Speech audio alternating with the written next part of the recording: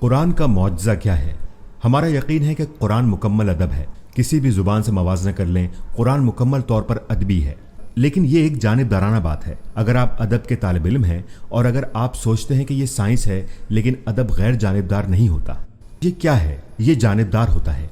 लिहाजा आप कहते हैं कि खूबसूरत है, पर मैं कहता हूं कि ये बदसूरत है। सही, आपको वो नज़्म पसंद है, मुझे वो नज़्म पसंद नहीं है। आपको ये गीत पसंद है, मुझे ये गीत पसंद नहीं है।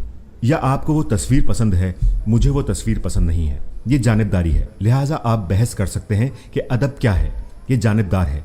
मैंने ये कहते हुए शुरू किया था कि अल्लाह फरमाता है, बलाग ये राब्ते का जरिया है और राब्ते का मकसद सामीन को असरअंदाज करना है। लिहाजा हम बेहतर अदब का कैसे जायजा ले सकते हैं?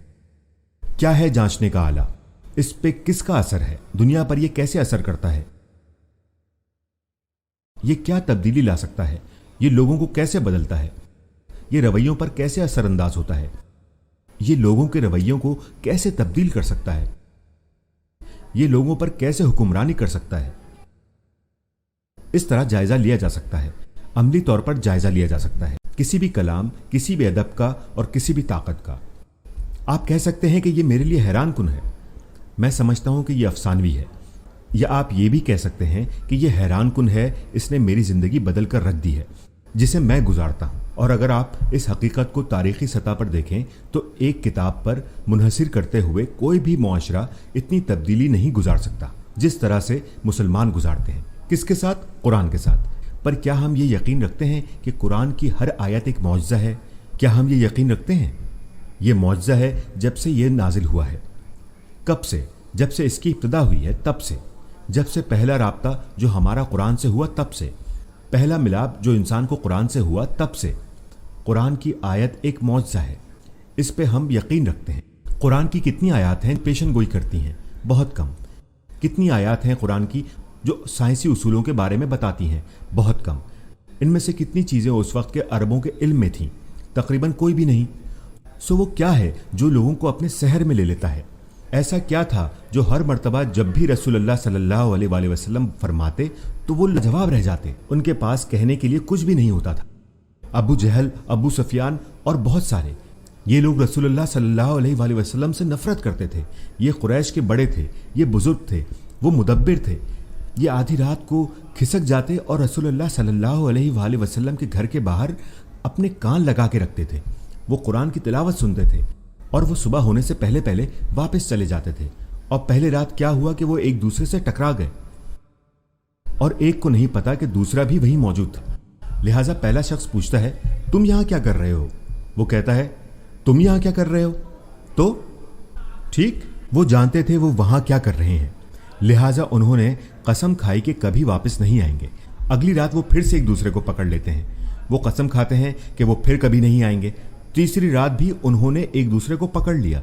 जब तीसरी रात उन्होंने एक दूसरे को पकड़ा तो उन्होंने अपनी माओं की, अपने रब की, अपनी जिंदगियों की कसम खाई कि वो वहां कभी नहीं आएंगे। लिहाजा वो नहीं आए। लेकिन अखनास, वो मुतजस्सिस था, वो अबू सुफियान के पास गया और कहा कि हम 3 दिन से सुन रहे हैं, तुम्हारा क्या ख्याल है? क्या ये सच है? अबू सुफियान ने उसे जवाब दिया, वैसे अबू सुफियान ने बहुत देर बाद इस्लाम कबूल किया था, ये शुरू के दौर की बात है। बेशक ये सच है और हो भी क्या सकता है। ठीक है, चलो चल के अबू जहल से बात करते हैं, वो भी तो सुन रहा था। सो वो दोनों जाते हैं और अबू जहल से बात करते हैं। तुम्हें क्या लगता है? बेशक ये सच है। अबू जहल ने कहा कि ये सच है। फिर वो वजाहत करता है, देखो हम बनु आमिर से हैं और वो बनु हाशिम से। उसी वक्त, इससे पहले कि मैं आपको बताऊं कि उसने मजीद क्या कहा, उसने किस चीज पर जोर दिया, कलम पर या बोलने वालों पर। काफिरों ने इंकार इस बुनियाद पर किया कि ये अल्फाज चाहे जितने ही असरअंगेज हों, जितने सच्चे क्यों ना हों, कितने ही बेऐब मवाद क्यों ना हो, कितना ही सैरंगेज तरीका क्यों ना हो, हम इस शख्स को कबूल करने पर आमादा नहीं। क्योंकि जब बनु हाशिम सदका करते हैं तो हम उनके बराबर होते हैं, जब वो जंग करते हैं हम बराबर होते हैं, जब वो बहादुरी का मुजाहरा करते हैं तो हम उनके बराबर होते हैं। उनमें से कोई ऐसे अल्फाज के साथ आता है तो हम कभी उनके बराबर नहीं हो सकते, ये हम नहीं होने देंगे। ये वजह थी। सुभान अल्लाह, ये तारीख का मुख्तलिफ पहलू है। यहाँ तक कि जो कुरान से नफरत करते थे वो भी कुरान से सहर अंगेजी में मुब्तला रहते थे। कुरान उम्दा, हैरान कुन, सहर अंगेज अदब है। आपने अपनी जिंदगी में कुछ ऐसा नहीं पढ़ा होगा जो कि असरात के मामले में कुरान के करीब तर हो। صرف مذہبی حوالے سے نہیں بلکہ نفسیاتی حوالے سے بھی۔ آپ کسی بھی چیز سے، چاہے وہ پڑھی جائے یا سنی جائے، اتنے متاثر نہیں ہو سکتے جتنا آپ قرآن سے ہوں گے۔ ہمارے وقت کا المیہ یہ ہے کہ ہم نے قرآن کو صرف ترجمے تک محدود کر دیا ہے اور مخصوص اقوال تک محدود کر دیا ہے، جس کی وجہ سے جس طاقت سے یہ اپنا پیغام پہنچاتا ہے ہم دیکھ ہی نہیں پاتے، اور یہ بہت بڑا مسئلہ ہے۔ ویسے عربوں کے عالموں کو یہ مسئلہ نہیں تھا، وہ دیکھ پاتے تھے، وہ اس کی خوبصورتی کو دیکھ سکتے تھے۔ زیادہ تر یہ مسئلہ اس امت کے زیادہ لوگوں کو اس لیے ہے کہ سب سے پہلے تو وہ ایمان کے خسارے میں ہیں، اور اگر وہ یہ معجزے دیکھتے ہیں اور قرآن کی سحر انگیزی کو دیکھتے ہیں یا کم از کم اسے روزانہ کی بنیاد پر سنتے ہیں تو وہ لازمی رویوں میں تبدیلی محسوس کریں گے۔ ایک تبدیلی احترام میں، حرمت اور کشف جو ہم اس قرآن سے حاصل کرتے ہیں، یہ ایک مختلف تعلق ہوگا۔ اس تعلق کے خد و خال تبدیل ہو جائیں گے۔